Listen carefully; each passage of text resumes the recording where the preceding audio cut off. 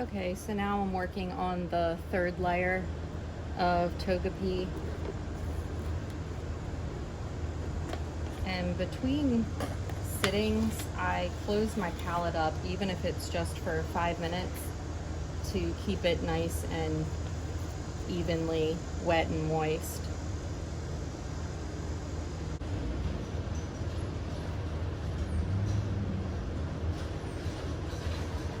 And some areas will take paint better than other areas, like for example the top of his headpiece is not really taking the paint greatly.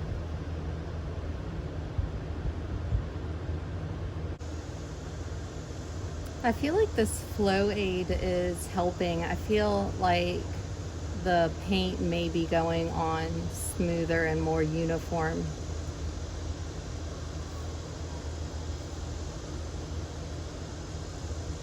And of course, I could just be imagining that. And it also seems to be, the paint seems to be consistently wet on the palette and not have uneven drying areas like I get when I use just straight up water.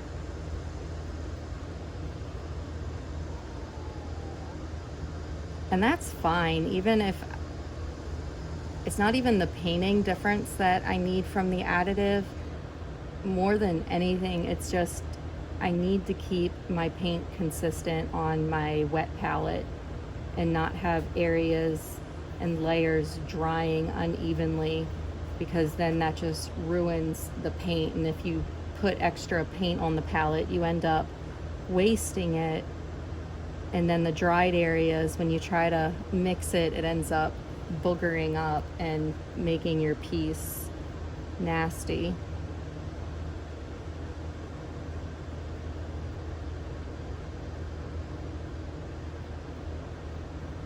Because you can't paint with glue, and when the consistency of the paint turns to glue, you can basically just throw it out.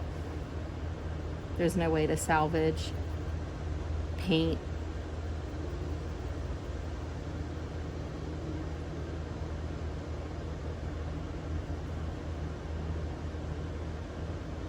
And I'm kind of cheap, and so I don't like to waste colors.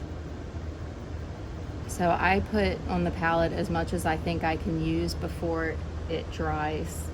And if my piece is 2 colors, you don't want to put both colors on your palette and go back and forth between the two, because that also just encourages the paint to dry quicker, because you're having to now put 2 colors on and hope that they are both staying and drying at the same consistency, which is almost impossible to account for. And that's what happened with my Porygon, because he is pink and blue. And what happened was I was trying to put both the blue and the pink on at the same time, alternating, but the paint was drying at different times on my palette, and it just ended up not being the best paint job that I've done. So that's why I'm just going back to 1 color at a time. You can only control so many variables. And you got to be careful that you're not transferring bad habits from a failed piece like Porygon to the piece we're working on now. You've got to learn and adapt as you go. And I may be overcorrecting myself by kind of overworking these layers a little bit to smooth them out. And his little arms.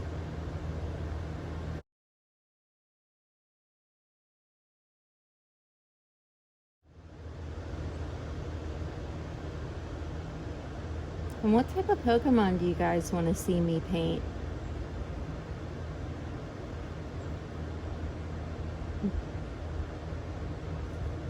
I run out of ideas.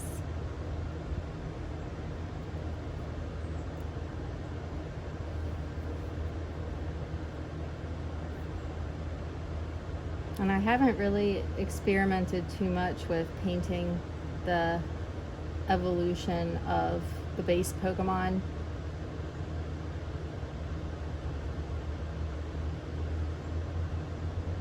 Or the baby versions. I kind of like just the, I don't know if it's first generation or first form. I don't know what the verbiage is for that, but I like painting the basic type Pokemon. So if you guys have any ideas or want to see me paint something, let me know. And I can make it happen.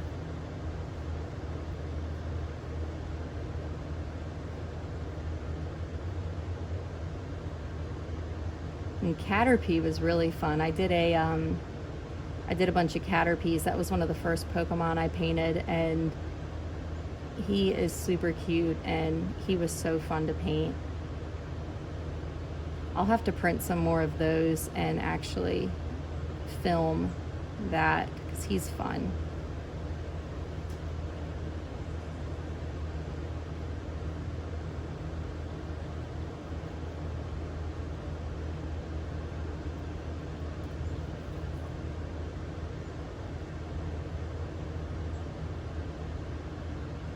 Oh, and don't even ask for Ivysaur or Venusaur. There's only a few prints available on the internet, and I've printed both of them, and they are very rough.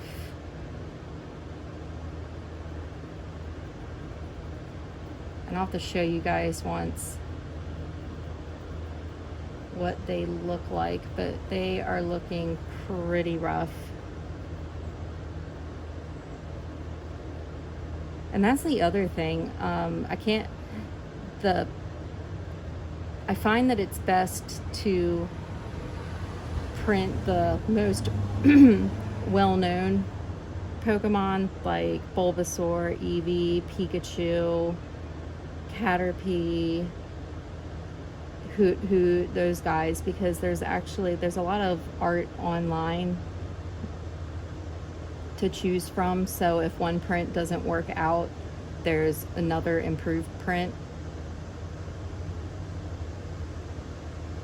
Because unfortunately, if I get a bad artistic rendition of a Pokemon, there's really no way to salvage it. I mean, you can still, process it and paint it and have it look decent, but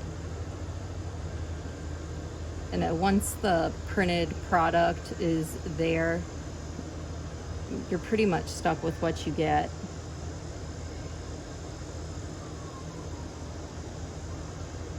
So that being said, if anyone is a 3D artist and could design me a file of a Pokemon they want me to paint, I would love to print it and make a video.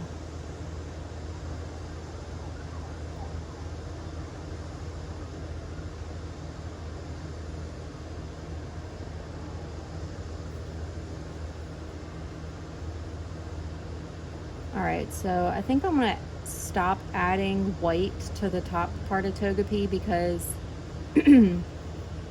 where his little crown is, he's not actually white up there, and I think we've done a good job so far of covering up the Necrotic Flesh, that's a tongue twister, Necrotic Flesh primer. So now I'm just going to work more white into the egg portion.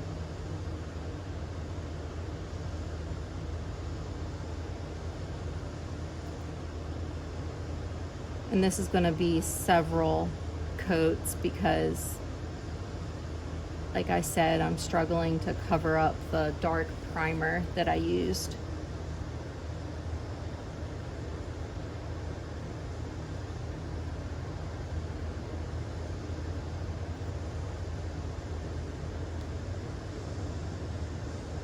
And you don't want to compensate by making your layers thicker and not dilute, because that will not give you the coverage you want.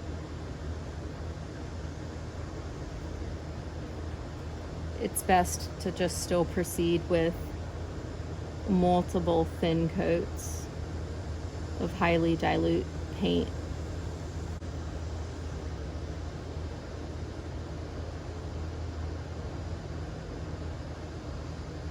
Yeah, I can definitely, I wasn't sure at first, but I can definitely tell a difference with this Flow Aid. The paint is smoother and it's taking longer to dry, which is allowing me to really pat the paint in all the crevices without it boogering up on me. All right, so I'm going to take a break here and let these last few coats dry.